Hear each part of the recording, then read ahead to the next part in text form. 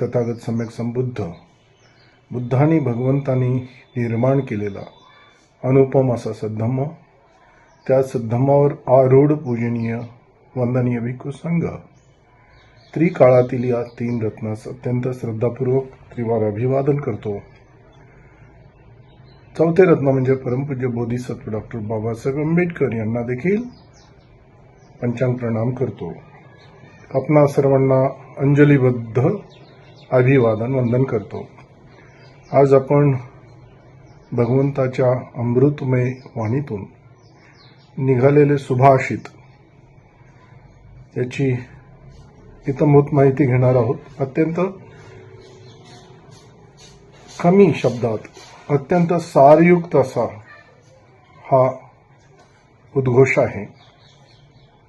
तो असा, चेतनाहं भिक्खवे कम्मं वदामि, अर्थात हे भिक्षूंनो, हे साधकांनो, हे उपासक उपासिकेंनो, चित्ताची चेतना, या चेतनेलाच मी कर्म म्हणतोय।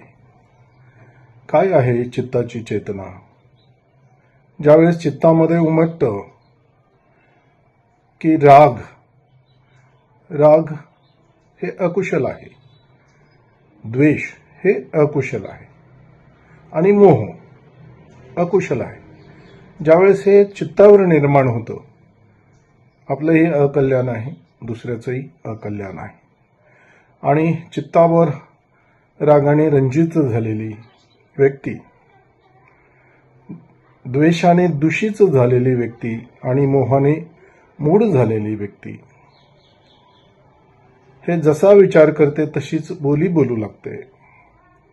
वाचा त्याच पद्धतीची असते आणि जशी वाचा असते त्याप्रमाणे तो कायिक कर्म करायला लागतो। आणि यदा कदाचित भगवंत म्हणतात की योनिसो मनसिकार, योग्य विचाराने आपण सावध राहून सजग राहून जर चित्तावर उमटणाऱ्या या गोष्टी बघितल्या तर आपण क्षणार्धात अराग, अद्वेष आणि अमोह या त्रिविकाराने विमुक्त होऊन, अराग म्हणजे राग नाही,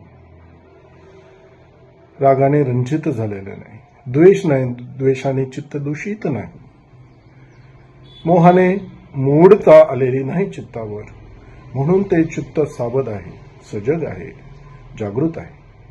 आणि या अवस्थेमध्ये चित्त असेल तर कुशलच कुशल करल, अकुशल होणार नाही।